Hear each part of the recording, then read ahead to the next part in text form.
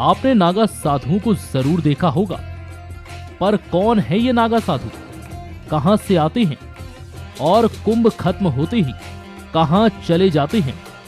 क्या आपके मन में ऐसे सवाल कभी आए हैं? अगर आए हैं तो आज हम आपको बताएंगे हिंदू धर्म के इस बड़े रहस्य के पीछे की पूरी कहानी। नागा शब्द की उत्पत्ति के बारे में कुछ विद्वानों की मान्यता है कि ये शब्द संस्कृत के नागा शब्द से निकला है, जिसका अर्थ पहाड़ से होता है और इस पर रहने वाले लोग पहाड़ी या नागा कहलाते हैं। नागा का अर्थ नग्न रहने वाले व्यक्तियों से भी है। उत्तरी पूर्वी भारत में रहने वाले लोगों को भी नागा कहते हैं। कोई भी आम आदमी जब नागा साधु बनने के लिए आता है तो सबसे पहले उसके स्वयं पर नियंत्रण की स्थिति को परखा जाता है। उससे लंबे समय ब्रह्मचर्य का पालन करवाया जाता है। इस प्रक्रिया में सिर्फ दैहिक ब्रह्मचर्य ही नहीं, मानसिक नियंत्रण को भी परखा जाता है। अचानक किसी को दीक्षा नहीं दी जाती। पहले ये तय किया जाता है कि दीक्षा लेने वाला पूरी तरह से वासना और इच्छाओं से मुक्त हो चुका है या फिर नहीं।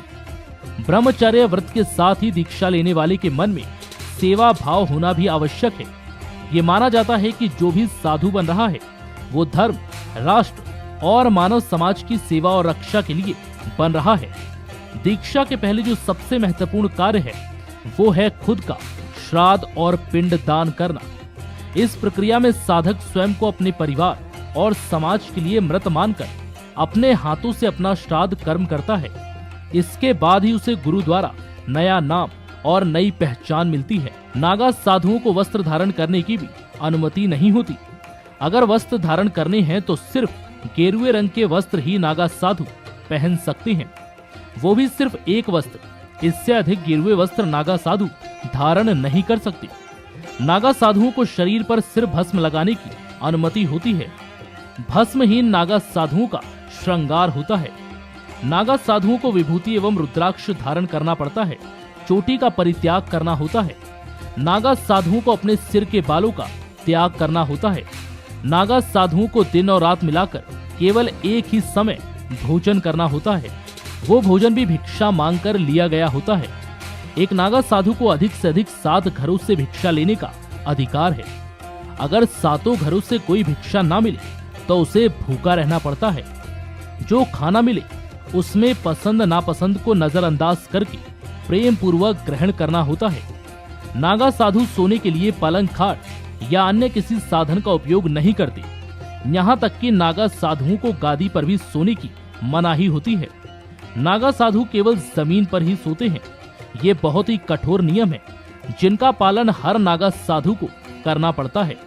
श्रृंगार सिर्फ महिलाओं को ही प्रिय नहीं होता, नागाओं को भी सजना संवरना अच्छा लगता है। फर्क सिर्फ इतना है कि नागाओं की श्रृंगार सामग्री महिलाओं के सौंदर्य प्रसाधनों से बिल्कुल अलग होती है। उन्हें भी अपने लुक और अपनी स्टाइल की उतनी ही फिक्र होती है जितनी आम आदमी को। भस्म नागा साधुओं को सबसे ज्यादा प्रिय होती है। भगवान शिव के ओघड़ रूप में भस्म रमाना सभी जानते हैं। ऐसे ही शैव सौंदर्य के साधु भी अपने आराध्य की प्रिय भस्म को अपने शरीर पर लगाते हैं। रोजाना सुबह स्नान के बाद नागा साधु सबसे पहले अपने शरीर पर भस्म रमाते हैं। ये भस्म भी ताजी होती है। भस्म शरीर पर कपड़ों का काम करती है। नागा साधु अखाड़े के आश्रम और मंदिरों में रहते हैं। कुछ तप के लिए हिमालय या ऊंचे पहाड़ों की गुफाओं में जीवन बिताते हैं। अखाड़े के आदेशानुसार ये पैदल भ्रमण भी करते हैं। इसी दौरान किसी गांव की मेर पर झोपड़ी बनाकर घूमती रमाते हैं। तो ये थी साधु बाबा के जीवन की पूरी कहानी।